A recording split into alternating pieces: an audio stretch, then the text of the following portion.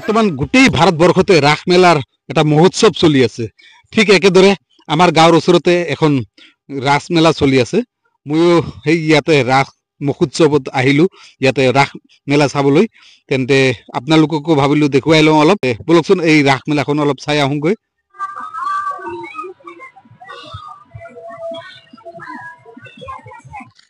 মই আহোঁতে আহোঁতে বেছি সোনকালে আহি পালোঁ, মাত্ৰ সন্ধিয়া হৈছিলহে।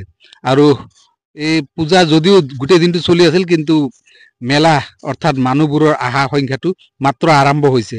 ইয়াতে আহি পোৱাৰ পিছত চালোঁ এয়া মন্দিৰটো কি ধুনীয়াকৈ সজাইছে, আৰু মানুহবোৰে ইয়াতে পূজা পাতল কৰাৰ পিছত আকৌ ফটো উঠি আছে, চেলফি লৈ আছে। এয়া দেখিছে নহয়, মানুহ একেবাৰে হেৰেঙা, কাৰণ মাত্ৰ সন্ধিয়া লাগিছেহে। কিন্তু যিমানে ৰাতি হৈ আহিব সিমানে মানুহৰ সংখ্যাও বেছি হৈ থাকিব। আৰু ময়ো আহিলোঁ যেতিয়া ইয়াতে মানুহকে অলপ চালোঁ, যিসকলে নেকি ফটো উঠি আছে, মেলাখনত ঘূৰি পাকা কৰি আছে। ময়ো তাকে চাব ধৰিছোঁ আৰু উপায় নাপায়। চাৰিপিনে ঘূৰি পাকি চাওঁতে চাওঁতে চালোঁ কেইটামান ল'ৰাই ইয়াতে সেই বান্দৰটোৰ লগত চেলফি উঠি আছে। বান্দৰটোৱে চেলফি উঠি আছে, ইহঁতেও চেলফি উঠিছে। তাৰপিছত আগুৱাই গ'লোঁ, গৈ চালোঁ এটা ফাৱাৰা, ইমান মানে ধুনীয়াকৈ বনাইছে। পানীৰ সঁচাকৈয়ে খুব মজা লগা। কেনেকুৱা লাগিছে? সঁচাই ইমান মানে ঘৰতো যদি এনেকৈ বনাব পাৰিলোহেঁতেন। যি নহওক, এইবাৰ আগুৱাই গ'লোঁ। ইয়াতে যিবোৰ মূৰ্তি বনাইছে সেই মূৰ্তিবোৰ চাই সঁচাকৈয়ে অলপ বেলেগ ধৰণৰ কথা মনত পৰে। সৰুকালৰ কথা মনত পৰিছে। আমি সৰুতে এনেকুৱা কৃষ্ণ লীলাৰ কিছুমান চিৰিয়েল চাইছিলোঁ, টিভিত চাইছিলোঁ। সেই কাহিনীবোৰ ইয়াতে মই চাবলৈ পাইছোঁ। এইটো দেখিছে নহয়, কৃষ্ণৰ সৰুকালৰ অৱস্থা। আৰু ইয়াত দেখিছে গোপীসকলে গা ধুই আছে, আৰু এই যে ওচৰতে গছডাল আছে, এই গছডালৰ ওপৰত কৃষ্ণই ওপৰত বাঁহী বজাই আছে। তাৰপিছত আগুৱাই আহিলোঁ আৰু বাকীবোৰ মূৰ্তি চাবলৈ। ইয়াতে প্ৰতিটো মূৰ্তিয়ে বেলেগ বেলেগ মানে কাহিনী কৈ আছে।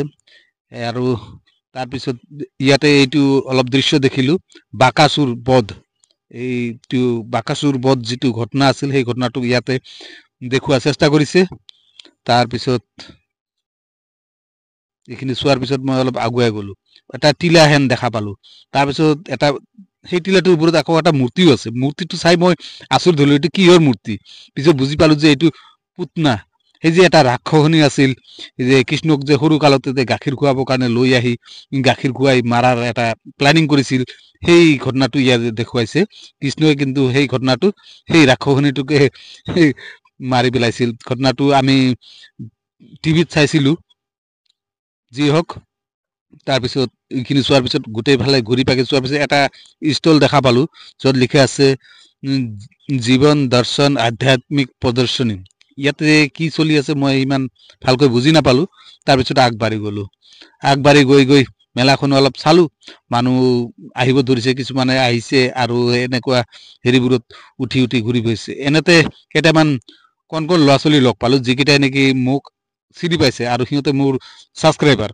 আৰু উপায় নাপায় ময়ো সিহঁতৰ লগত কথা পাতিলোঁ।